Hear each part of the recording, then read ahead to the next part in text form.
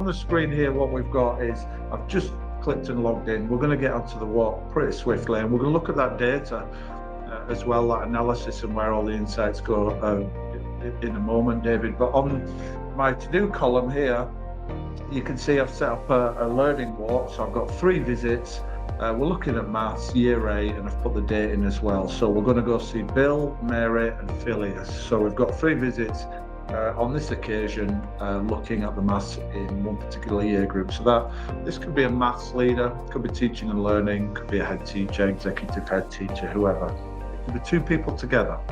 And that's the other thing. And that's, collaborating with those other schools. Where we've got schools in trusts and maths and groups and federation, if you put 2 maths leaders together when you do this, internal and external, the validity of that exercise goes right up. Plus, you get the benefits of 2 opinions. So you can really utilize that expertise. We know that schools are working hard to form those partnerships. But how do we use that external support? What's their involvement in our school improvement? Okay, so this presents the Learning Snapshot. A quick sort of run through as to how it looks and works. So we use lines of inquiry and prompts. We keep it nice and simple. We use a rubric because that's going to give us data, and that's for school improvement purposes. Yes, it will serve a purpose for inspection, but more importantly, internally, it's going to help us to identify strengths and areas for development, which you don't get with a blank piece of paper.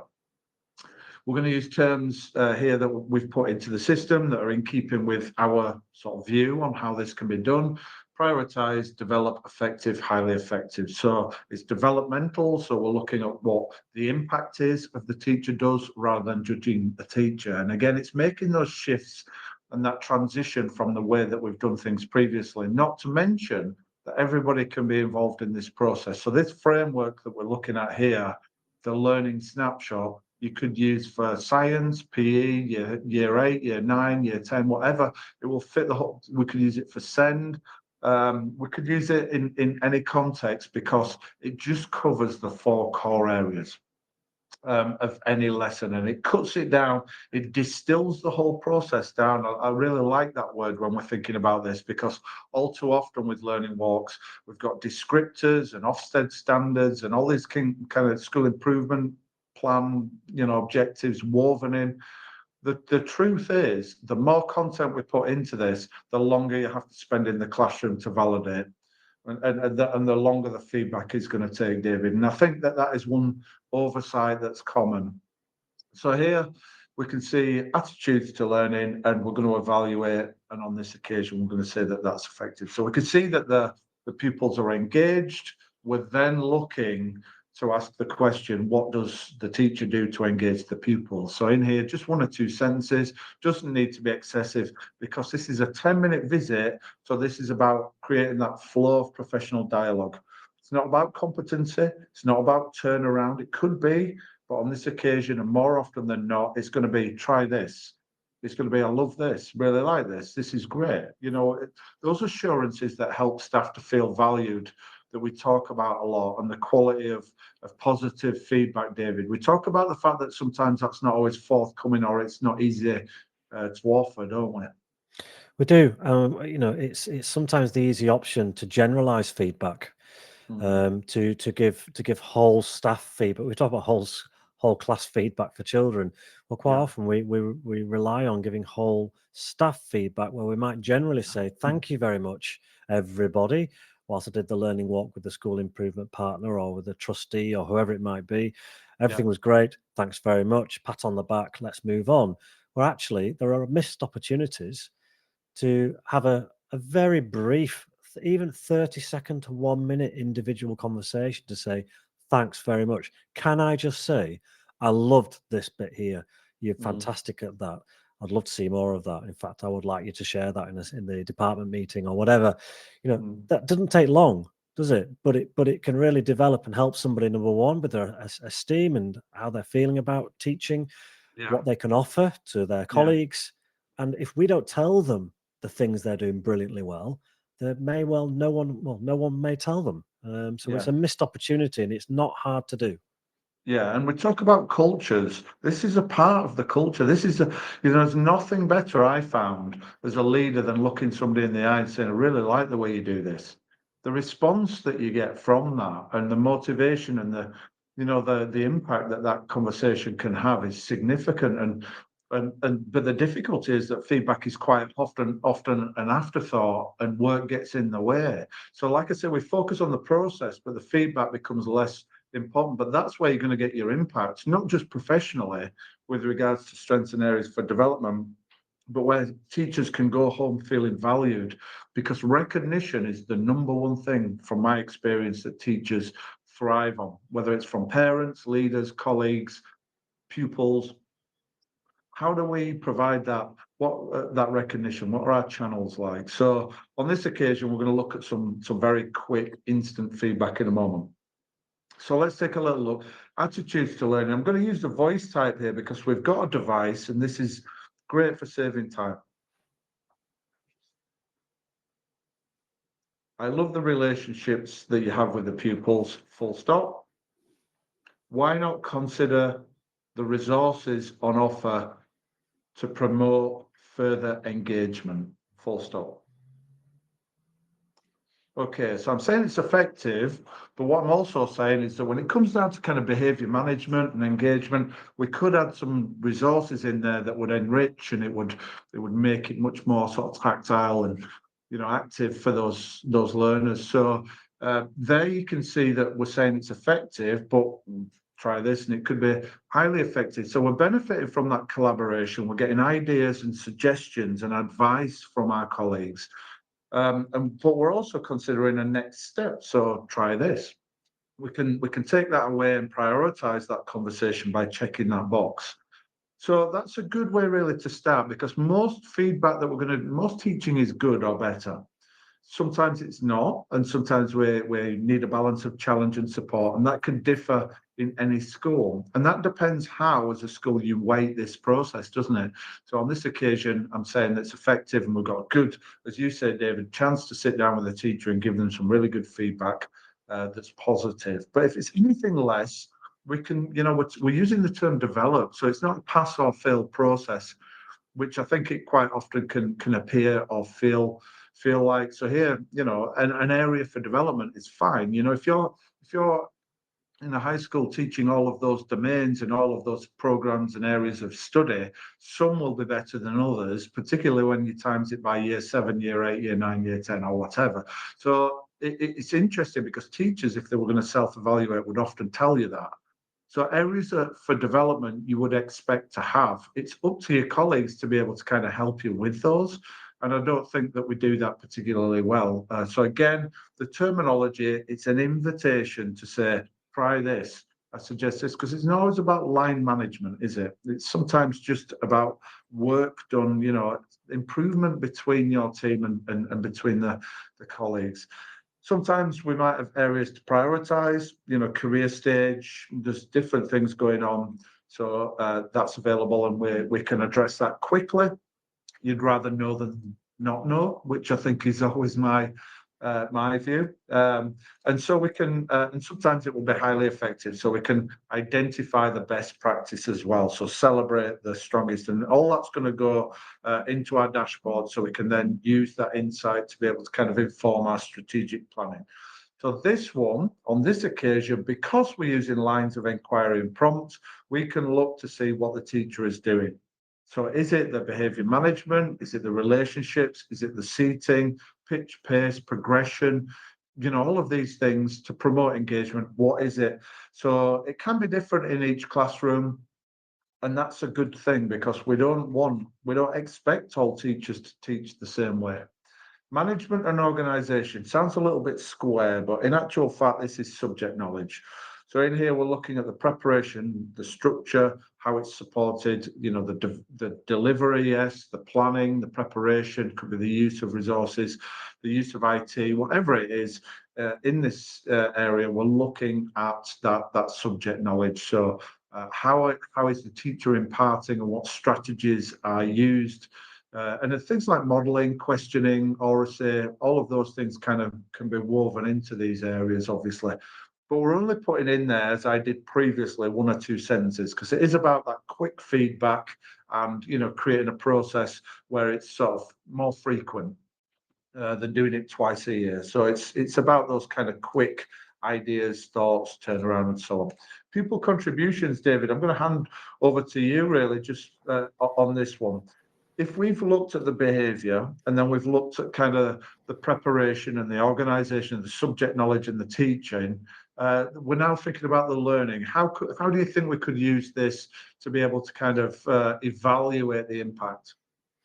Well, what people will notice with this is that this is quite open. So this will cover anything that the children may well be doing, whether they're maybe working independently, maybe discussing things, maybe working as a team or a group. But you can see here we've got it's around acquiring and applying skills and knowledge here, and so you can make a very quick judgment. And I think when we've been in leadership and we've been involved in observations, you do get a feel for this stuff quite quickly in terms of what is going on, the level of opportunities the children are having for acquiring and applying the skills that they're learning.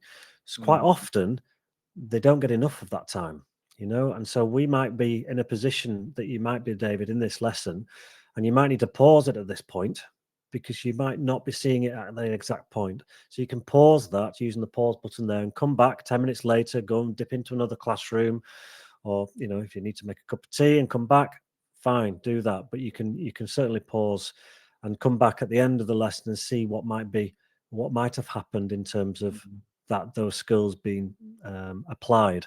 But it's a integral part of any lesson, and whether it's English, whether it's maths, whether it's science, or whatever it is, the subject, the children should always be having that opportunity to apply the skills that they are learning in one context or another. And this is a perfect opportunity to make a very swift judgment in terms of how successfully this lesson is giving that opportunity to the children. Yeah. And again, we've got our 2 areas of prioritize or develop, if there's something to work on there. And quite often, David, as well, if you're a department head or department leader or a subject leader, sometimes those things that you're identifying as developing or prioritizing are actually going to be tasks for you, not the actual teacher that you may be going to see, because it might be a resourcing issue. Yeah. It might be a tech issue. It An might be area a for timing. CPD. Yeah. Exactly. And so, you know, those are the things that you can identify here that are action points possibly in developing or prioritizing. But again, that opportunity to really showcase some effective examples or some exemplary, highly effective examples that you can be sharing with other staff, or they could be in sessions as well. Yeah. Thank you, David. I mean, I love the idea of pausing and coming back and looking at the outcomes in books, because it means that you don't have to spend all that time in lessons, and then you can just collect a couple of books and take a little look, and it's more accurate, more insightful, almost like you're incorporating a little book study into the process. So we can look at the overall impact of the lesson without having to spend an hour in the classroom. And it's how we, how we get good at those kind of things. I think that's really beneficial. So the other thing that we mentioned is that we're creating a common language, so the teachers know what to expect. They know the kind of tools that you're using when you come into the classroom. They may well be using the same framework, because you can use this framework whether or not, as I said, any subject. It's not subject specific. It's all about teaching and learning. Same with SEND. If you're in a class, I worked in special education where you've got a broad spectrum of needs. It's applicable, and again, it's for internally, it's for your school improvement purposes. So value here, we wanted to create some kind of a summative statement that just enable us to leave to talk about the impact, the success, the effectiveness of the learning. But we didn't want to use terms like progress and things like that, because we couldn't get the leaders out of the classroom when we tried that. Because with progress, you feel like you need to bookend the observation and spend longer in the classroom. So with this one, we use it to value, but you can reference the progress in here, but you're not shackled to it. So again, it doesn't become a pass or fail exercise. So just 4 areas. But because we're using a device at the minute, what we're doing is we're creating data, strengthen areas for development. We're building up a picture over time. We're going to look at the dashboard in a moment to see where all of this goes. We're getting instant feedback with the voice type, because that means that we can just impart that straight away afterwards, and I'll show you how we can do that. And I think that that's a major hack, even though it's there's nothing, it's not too profound to use a voice type, because the software is built in now. It's so easy. But why we spend time sort of laboring over report writing following these exercises, I think it's problematic. So I think that we need to be looking to use those little hacks. But the other thing is that whilst we're talking about capturing all those things, and we did say from like a 10-minute visit or a 5 to 15-minute visit, dependent on how well you know the teacher, really. And down here we can then start to think, David, about the photo capture. So talk to me and just share some ideas as to how best we could use this, and what the purpose is, because it's not just about collecting evidence or just sort of clogging up that server full of pictures, as we always talk about. How do you think we could really use it to raise awareness and standards? Well, we're looking here at a cultural change, I think, in terms of, instead of looking at an admin task of collecting evidence once, twice, 3, 4 times a year, that because we've got a device that's got a camera and we've got a system in place where we can store this centrally, and we'll show you how that works in the gallery in a minute, this can be done at any point, at any time, by anyone in school, not necessarily whether you're doing a learning snapshot or whether you're doing a work study, but at any point. And the value of this will come on to the many different ways. But if we've got an opportunity when we're in a classroom and we're visiting to actually there and then capture that moment, we have those things, don't we, where somebody shows you something and you just think, oh, that's amazing. It's one of them moments where you've taught something and a child has got it. We've mentioned, haven't we, when teaching is about those moments. Well, kind of leadership has a similar thing when, we can capture those moments, whether it's some artwork, whether it's a whiteboard that's about to be rubbed out, that's just showing a child who's managed to, use a fronted adverbial correctly, with a comma or whatever it might be. Some amazing presented work that's in a book that would be put in a pile of 30 books that's next to a pile of 150 books and possibly forgotten about. We have this opportunity to all play a part as teachers and leaders in building up a portfolio of what the outcomes look like across the school. And this is a move away from that reliance you mentioned earlier on, David, about relying on test scores that may be, 8, 9 months out of date by now, or the children aren't even in the school anymore. So we've got that opportunity here, and we can activate the camera really quickly that David's done just from the bottom of any learning snapshot or any book study, work scrutiny, book work study, and you can access the camera and you can then take pictures as you go. The key thing about Nautilus is that we are tagging the images as we're taking them. We're labeling them so that they are easily searchable and we can find them, and anybody can find them later on. So although David's camera is in use this morning in the webinar, so it's just a blank square there, David has tagged or started to tag these pictures. So you can see this picture is tagged maths, year 8 fractions. It might be, the other tag might be, grade 7. It could be boys, it could be pupil premium, it could, whatever it might be, you can come up with your own tags, which is giving you the freedoms, and it will be stored centrally in the gallery, which we'll show you. And I think that's a move, David, where you can give all leaders that opportunity at any point to be able to grab and collate any of that evidence and store it in a place where we can use later on. And again, we'll show people where that is, how that can be used. And I think there are some great ways schools are using those galleries as portfolios in lots of different ways that we'll come on to shortly.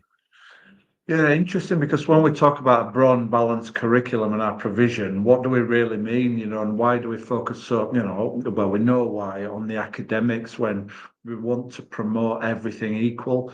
And I think the same goes for SEND provision. This is where it's really, you're able to kind of exemplify some of the learning that you've got that's very specific to those children, and that broader spectrum of need, you're able to kind of capture progress and outcomes and curriculum impact. So I think there's some really fantastic ways to use it. The other thing we can do is, as I mentioned earlier, is on here you can just get 20-second snippets, so you don't clog up the server with assemblies and performances and things. What we can do is just use the video to get readers, poetry, dance, PE, as we mentioned earlier, music, all those other areas of the curriculum. And again, we're synchronizing it and putting it into one place. So we're doing an awful lot. So I think in 10 minutes, the question was, and we talked at the beginning about efficiency, how can we leverage this 10-minute visit? How much can we gain from it, and what insights can we get? So you can see from I've just clicked enter and sent that into the system, but down here you can see that I can edit it, so it's complete. That's the one with Mary there that I've done. I can also email that to her directly if I want. So that's a good way to be able to kind of share that nice and quickly after the visit. And in large schools where time is a premium, it's important to be able to do that. So that's an example of kind of how the reports look for the feedback. So you can, it's non-judgmental, it's supportive, it's literally got the lines of inquiry and then the feedback in there. And I might say, we'll come back to that and have a conversation about it. But ultimately, those individual reports are really helpful. And yes, you can upload those, use them, save them, and they will evidence your appraisal. So at the same time, you're getting that feedback, that dialogue, you're engaging in this school improvement process, but you have got something to take away from that visit. And I think that's a game changer again, just being able to impart that nice and quickly. So I've moved over to the dashboard now because I wanted to sort of emphasize where all that insight's going, and just click around and show you some ways of being able to do this. So one thing that we hear, which is the same challenge that we had when we were in school, David, from leaders, is all about this idea of having everything in one place.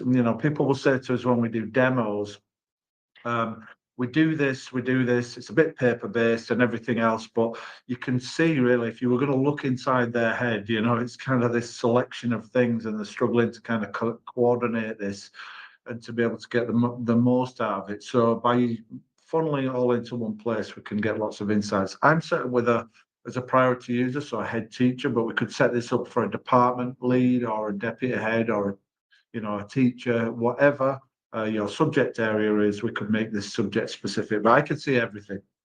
So a couple of things to mention.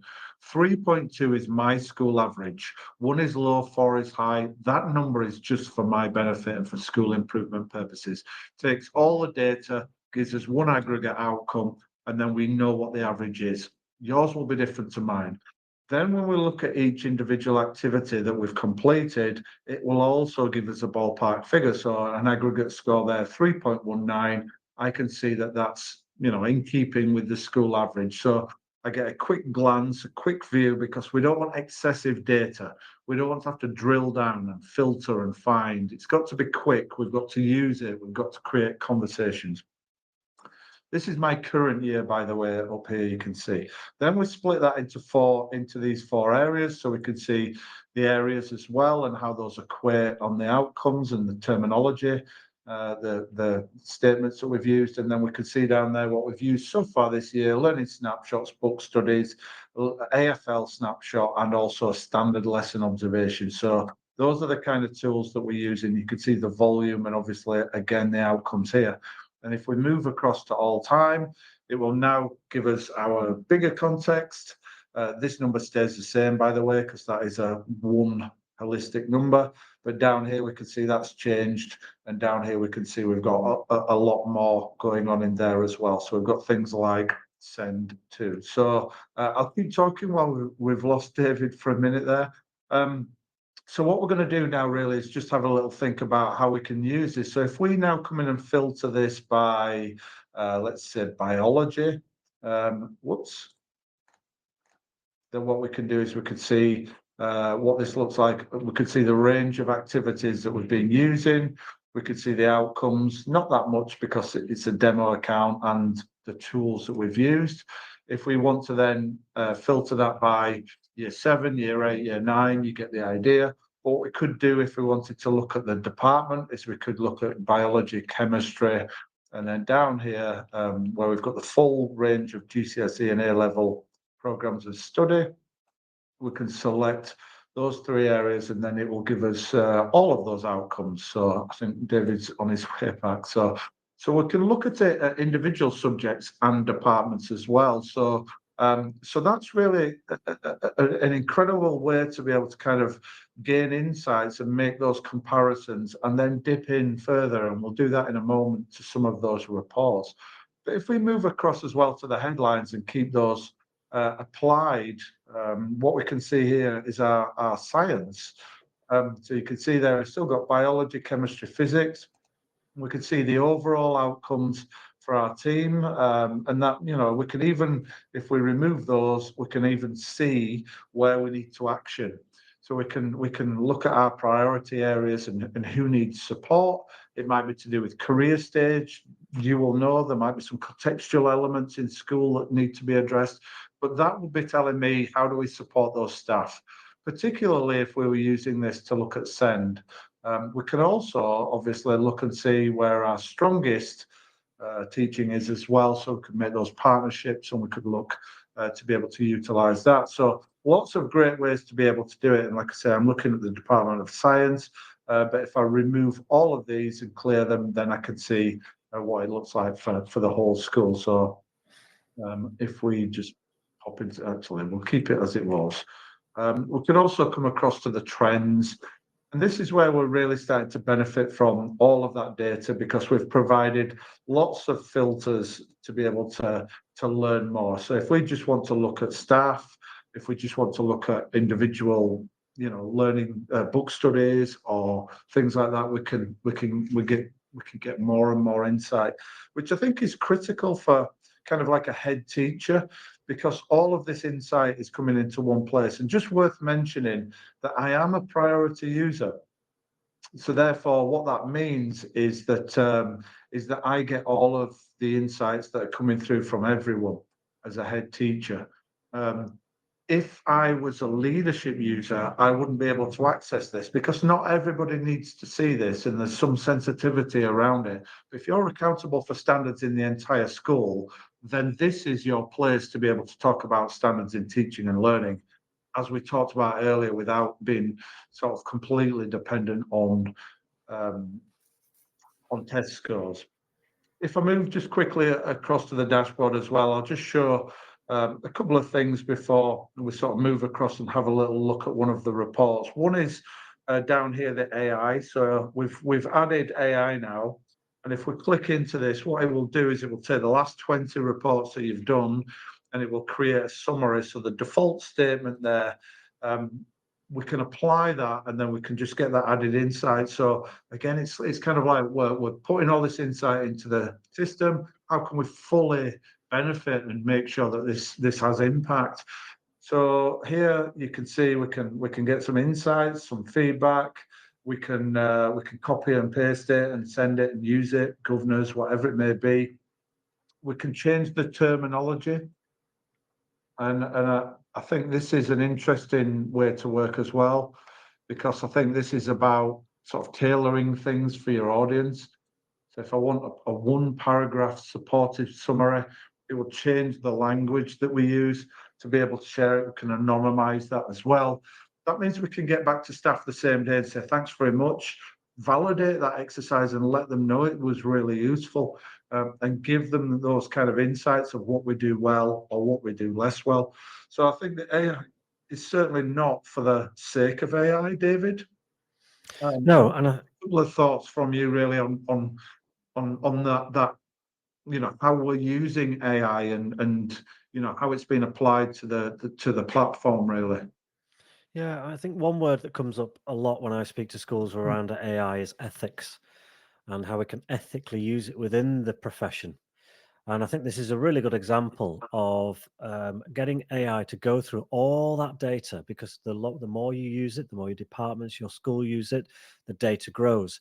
And that's great having it all in one place, but having a very quick way to analyze that data in an AI assistant type of way is a great way to get that supportive paragraph or that introduction that might then be used to introduce the report that you've generated that we're going to have a look at shortly to a board of trustees or your governors or your SLT team or an inspector, maybe, I don't know. But it's a great way of doing it because it's sifting through your data, and that's, I think, the gem there, that we can do that. So we're not having to sift through ourselves, although you can get someone, your AI assistant, to do that and bring in the key elements. And it's great that you can change it as well. I've spent far too long tweaking those prompts, playing around with them, but it's great in terms of what you can do. You can restrict it, you can expand it, you can go into more detail, you can go and be more supportive. You can ask it to help deliver feedback if that's what you want it to do. It's endless really, but it's a great way of using it. And I think what that does as well, the AI, is it supersedes the drop downs that I used to use. So a lot of the software that I used was, okay, so like drop down subject maths, drop down year 8, drop down boys, drop down free school meals. Trying to filter and find, and then which report as well. That would be another drop down, 50 different reports. And the next time I went back, I'd forget which ones I used, and that was slow, really slow to do that. So I think being able to kind of do it this way is so much more intuitive, and I think it just means for those drop down kind of processes, it almost leaves them a little bit kind of extinct in my view. I think it's a really good use of AI. So in here, I just clicked into one of the reports. So this is Key Stage 3 English. We can see who did it. We can see each individual visit with a ballpark score. We can see the highs and lows. We can hover and see what that looks like over all time. For English, with the learning snapshots, we can look at the lines of inquiry on this occasion. And down here, the same thing with each line of inquiry. There's our context, their aggregate, the big picture over time. And that's what you don't get with standalone visits. If you do one and then it goes on the server and that's it, we're not building that picture. It's not a process, it's more of an event. And I think that is, again, has limitations. And then on the left-hand side here, we can see what that looks like in relation to this occasion. So quality of education, no reference to teachers or lessons, so it's strategic. So that can help me to make decisions around what we need to do next and to be well placed to do that. And I think that is a significant kind of process to have. And again, we can use AI just to summarize this one report. So if we want to, what was good about it, or be able to kind of tailor that feedback, there's lots of possibilities there as well.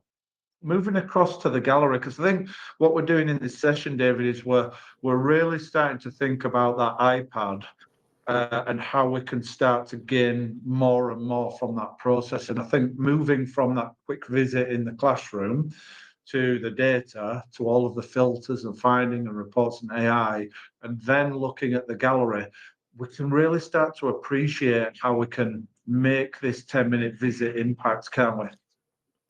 We can, yes. And the gallery, we looked at this when we looked at the way we can use images from the Learning Snapshot, and made reference to the fact that it can be whatever survey you're using, you always have the opportunity to add to the gallery.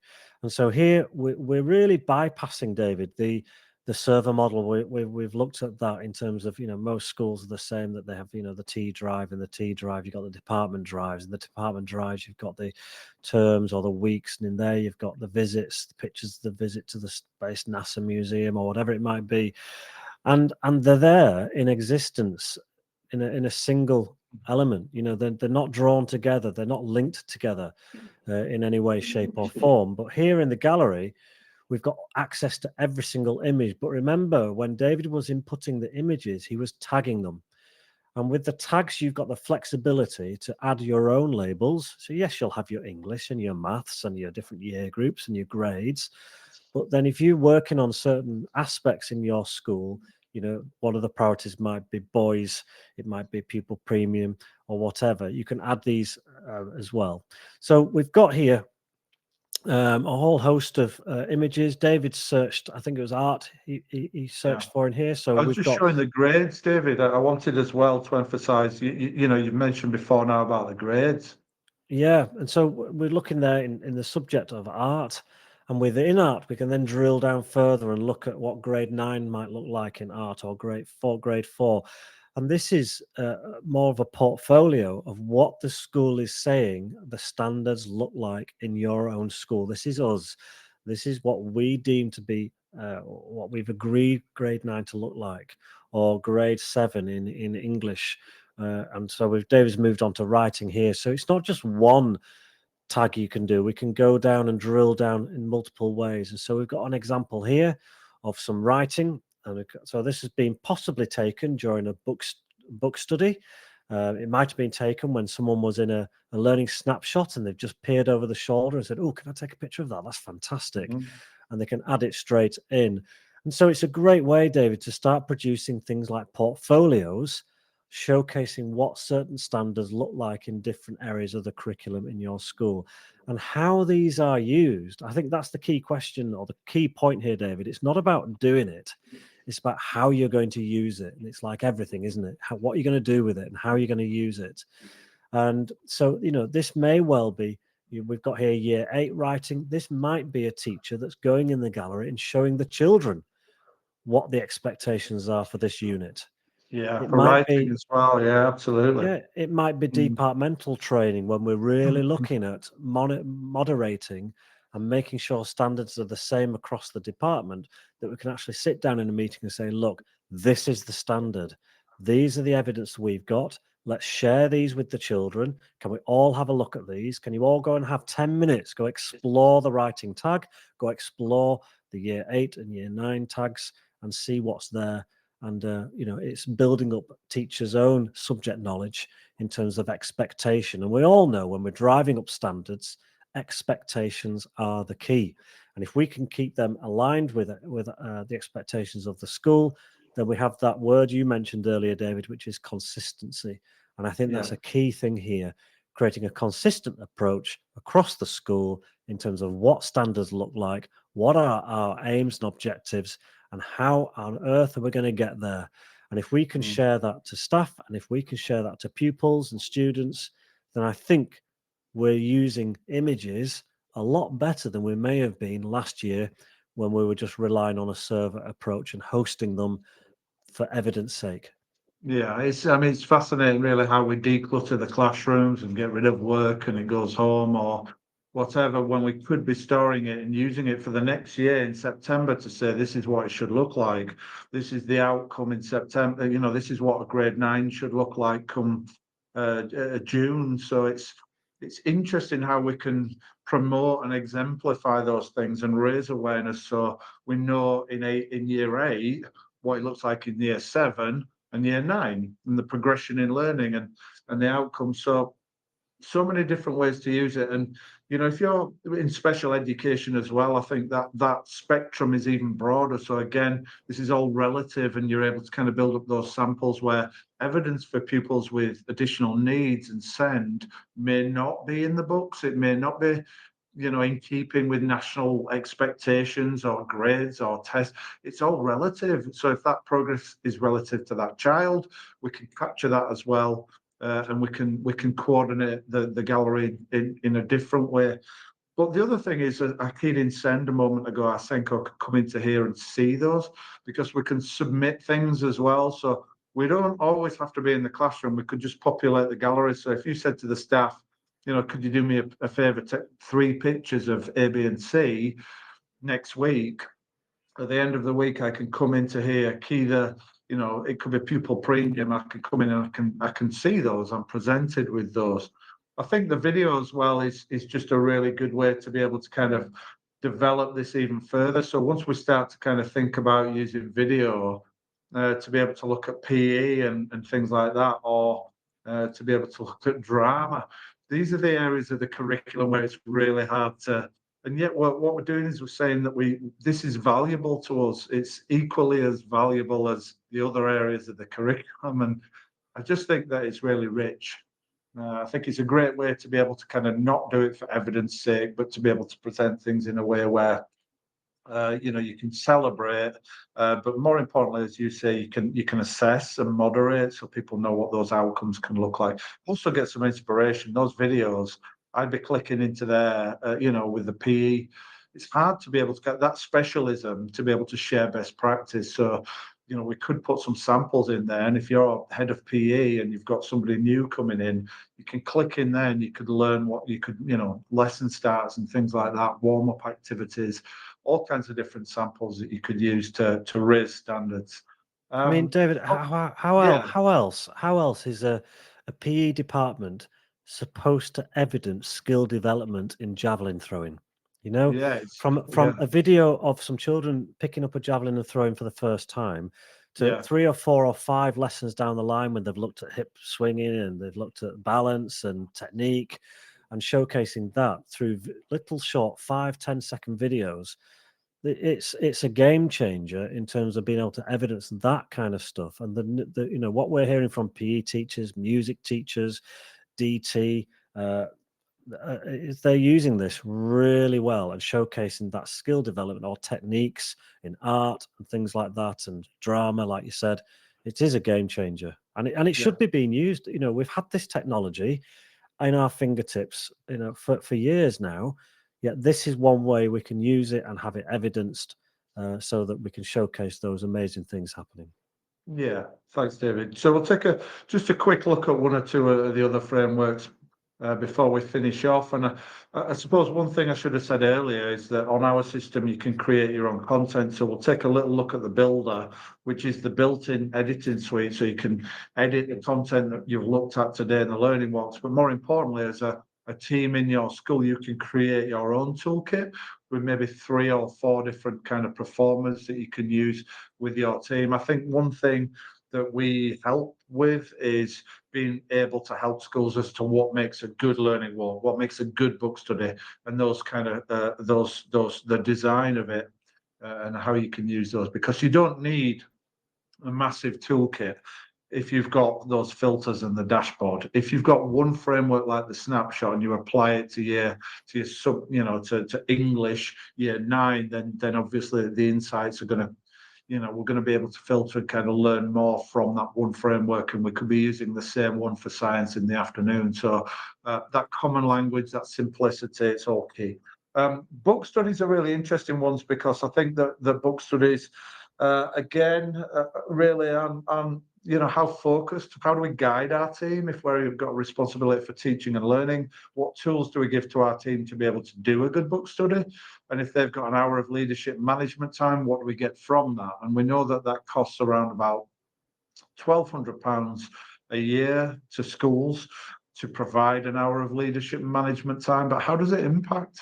And what do you do? So if we're doing a book study here, and it could be a specific year group and so on, and this one's a little bit vague, but up at the top here, if we wanted to put into there, obviously maths, year 7, whatever it may be, then we can be looking at these things. So we're looking at the presentation, which is care and consideration, and the application of the expectation that's set in the classroom, the content, and the pitch, pace, progression, pupil contributions, regular and sustained application. So we're tapping again into that acquisition and application that you talked about, David. Progress, but on the day, Monday to Friday, first page to last. So it's all relative, challenge and extension, marking and feedback. So the application of your policy. And if this was maths and I was taking pictures, I could be taking pictures now of addition, subtraction, algebra, fractions, each area. So I'll probably just be getting 2 or 3. And if we're set or whatever, then we can be focusing and targeting the groups in the sets. So the middle ability, higher, whatever the terminology may be. That's the book study, and I think that's a good way, particularly with a voice type, to again in 35 minutes get a year group done, or a cohort, or a key stage, or whatever, I think once we start to think about book studies, it's well worth thinking about things like work studies, because why is not everything's in a book? And again, I think in special ed, this is a good this is a critical opportunity, but I think the same again, broad and balanced content. Here we're looking at a painting or a sculpture or a food tech. We're looking at the engagement, the themes, the topics, are they interesting? The application, acquisition and application, and we can see that really from a painting, can't we? And then the outcomes, whether or not they've acquired the skills and knowledge. So it's just 4 areas. It's super lean, it's really quick. It doesn't tell anybody how to teach an art lesson, but it does enable an art leader to quality assure, just in the same way that you may do it if you were doing a science book or an English book and you were looking at writing. So some really interesting ways to be able to kind of do that. And, things like send, being able to kind of get into the, SNED, being able to get into the classrooms and look at the provision as a Senko, not subject specific, but the setting, the learning, how it's been differentiated or personalised, pupil support and progress from their own individual starting point. So again, I think that's a good one. That's a good one in special ed as well to do. But ultimately, it's looking about inclusion, strategies that are used to break down barriers, access, those kind of things, relationships, the environment. There's so many different things. That one is not a book study. Obviously, that's for Senko to go around the whole school, and they don't expire, that to-do list, so we could do that over half a term. So there's lots of different frameworks and tools that we could use, David, I think, to be able to build up a picture. But I do think there's a key number: good snapshot, good book study, good work study. And here you can see that we've got send as well. So I'd probably be looking at 5 or 6 tools in total. I don't think you need too much more than that. But the other thing that we could be adding as well is we could be adding surveys. So just over to you, David, a little bit really about can you surveys and what how again we can make these efficient so that they impact on the day-to-day provision. Yeah, well, the benefits of this is that schools, probably most schools, do surveys in some way, shape, or form in terms of analysing what the parents think and stakeholders think. Well, the benefit here is this is going to be all in one place on your dashboard. So we can set up pupil surveys for pupils to fill out themselves, and they can also, every time they're answering a response there, they can add responses as well in terms of their own words, and that's a great way of being able to kind of delve and deep dive a little bit into a path of analysis there. So, and it's really simple to set up because every time you do a survey, it creates a link, and so long as you can get that link to the children, to the pupils, as soon as they start submitting their data, it builds up onto your dashboard in the same place. And I think that's one of the benefits. And it might be specific subject related surveys. It can be surveys for parents, but they're really quick and easy to do. And people will recognize this kind of form of surveying because a lot of the questions can be your inspection style questions that you might be asking parents. There might be questions that you're certainly asking the children that you do at certain points in the year. But the one thing about this, David, is that you can edit these, and so you can add your own questions, you can tweak them, you can delete some. If you want to just specifically look at certain 5 questions in particular, you can do that as well through the builder area. But the big benefit here, David, is that all this data ends up on your dashboard in the same place. You're not having to rely on a third-party software. It's just in the dashboard regular to view and explore when you want. Thanks, David. I mean, I think this pastoral one is an interesting one because quite a lot of the pastoral provision in high schools, we have those departments, those groups, those people, but what intel do they get? And it's labour intensive to do this stuff. But this is one in year 7 I'll be doing by Christmas, really, that looks at transition, but pastoral care regardless. I think it just gives you such significant data and insight to be able to kind of action strategic improvements. So some really good ways to be able to kind of evaluate, as David mentioned, and that's making, you know, this much more holistic, isn't it? That dashboard, as you mentioned, David. Just to mention really quickly before we go and look, I'm in the wrong place there. Just to mention very quickly, the leaders that we've added to the system. So you could see I've added different leaders, created departments. Everybody, you know, the priority users will see everything. The leadership users will see what they need to see. But we've also added those external partners. So school improvement partners, the Senko from the school down the road. If we're working a MAT or a trust or a group, we can utilize that expertise by moderating, you know, that external validation. You do learning walks together and add as many people as you like to the system. I mean, we're really into that kind of collaboration. So we didn't want to restrict it to 5 user licenses or 10 user, you know, just add as many as you like. The builder, you just mentioned there, David, the idea of being able to create content. I think in high schools in particular, schools quite often have their own performers already. They already have a good idea about the kind of things they like to evaluate. This is the place that where we could add that toolkit and just create that, so we can then start building up that picture, isn't it? It is, yeah. It's a very intuitive place, the builder. We do have, we'll show you where you can get additional support on that in terms of some videos, tutorials on it. But yeah, if you're wanting to edit something, quite often you might be looking there and you think maybe there's terminology or some phrasing you want to change because you've worked on a certain something in your school. You can do what David's doing. Gone into your builder, you can see the padlocked ones on the right hand side. They've got padlock, which means they're locked and no one can ruin them and break them. But you can clone it, call it our school book study, which David has done. That then creates a new one that you can then edit. And you can go in, you can add a question if you want to, you know, you've got something you want to investigate yourself. You can add your own question. You can delete questions. You can reorder them. You can change some terminology in that way.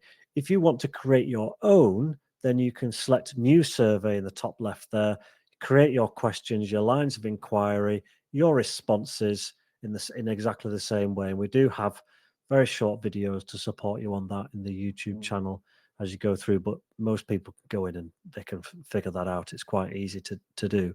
And like you said, David, lots of high schools have their own pro formas they use. It's a good opportunity to add them in, but also whilst you're doing it, tweak them, because we don't often have that time to do it. We can then, you know, you mentioned about having 10 questions and why we might always have 10 questions when 5 would do, David. It's one of those opportunities to, if you are doing it, just have that moment to think, do we need that question? You know, could we amalgamate 2 questions together and get rid of one and make it a little simpler? But that's one way to do it in the builder section. Yeah, thanks, David. So here you can see as well, you can create content, import and export as well. So if you are working across a number of schools, we could create, for example, this one, which is an interesting one, which helps governors to go into the classrooms. It gives some suggestions and advice and support. And I think that's a great way then to be able to create that. And then we can share it, so we can update it as well live, and it will just update it. But then it's again working between schools, creating content. It could be Church of England, it could be Send, it could be specific contextual something that you want to be able to kind of distribute and help others. And the thing that I like really about how we're working is the fact that it doesn't dictate how to teach a lesson. It's all about evaluation. So again, we're not saying here's a list of things and it's about compliance. It's very different, and I think that's a good approach. So here on the settings, very briefly, we can change those statements if we want to do. It's up to you, color schemes, so on, so you can customize the look and feel. We've got tech support there, same day, and advice, user guide. That's a nice quick way to be able to kind of go in and it's important that people get to use the system and get the most out of their subscription, because, you know, it's not just about kind of having Nautilus or using it. It really is about how you can get the most out of it. excuse me, the tutorials, and you mentioned the YouTube channel, David. If we click into here, there's a lot of content in here now. You can see there some Nautilus High content or outcomes by department, and some nice little user guides there, which I think are really important. Whoops, we'll come back to that in a moment. And then down here as well, we've got our 360. So just to mention briefly that Nautilus 360 is our collaborative appraisal tool, and it means that you can synchronize all the content that we've got in Nautilus and use it to be able to kind of upload that into your file, put it into your file so that you can host it online, and then you and your advisor can view that through the year and build that portfolio. But you can click in directly from here, and there's a login. So if you do decide to do the trial, by the way, you can also, once you get moving, just click into here and have a little look at that, because that's an upgrade on the system. So again, arguably from that 10-minute visit, you're getting even more from that, because that's then going to go into that portfolio and be used for those reasons. So I'm going to move really, as we finish now, David, across to the website. So I've come via nautilus.education, and I've clicked now onto the high school page. Do you just want to talk us through a little bit about some of the content that's on here? So if people want to get in touch or want support, or they want to access some more free content, we can just show them where everything is. Yes, so if you go, nautilus.education, there's the high school button there you can go on to, which will take you to the page you're seeing that David's showing. It's pretty much a one-stop shop in terms of all you need in terms of support, additional resources and things like that. But you'll see straight away at the top, there's a big green book a demo button. And David and myself, we spend quite a lot of time with schools on these, showcasing, having some time with you where you can choose a date and time which suits you. We will come along and do the rest and be with you and your SLT team for anything up to an hour. And we'll showcase areas of Nautilus that are most specific for you in your situation. So it's a good opportunity for us to listen to you and for us to showcase some of those things specifically for you and your team. So if that's of interest, please go and have a look at booking one of those. We certainly enjoy those. And just to mention as well, David, the trial bub's up there as well. Yeah, the trial is a full working trial. Now, this trial has been set up in a way so that department heads, subject leaders, whatever your title might be, if you're looking at this and you're thinking, I want to have a go at it, you don't need to go cap in hand to a bursar or somebody. You can use your own email address. You can log in. There's no auto subscription. There's no credit card details. You just add your email address. You'll be in. It's fully working. You get full tech support, and you can be up and running within minutes. So do go and have a look at that. You'll see as we scroll down, we've got the leadership community area. And in here, we've got three key areas. The first one being our Facebook group that we have. And I think most people are on Facebook these days. If you're not, it's not a bad place to go and get a professional kind of an account set up, and so you can access some of this information. We've got our leadership group here. We've got about 1,000 school leaders, David, from all walks of education life, from international schools, private schools, independent schools, state schools, primary, secondary, SEND. And we've got leaders, some are using Nautilus, some are not, but there's all general discussions around education. But we use this Facebook leadership group to share some of our resources and some freebies as well, and for additional support. So, for example, if you're wanting to go and have a look at some additional surveys, there's a files area on there you can go to where you can download some extra surveys and you can upload them into your builder.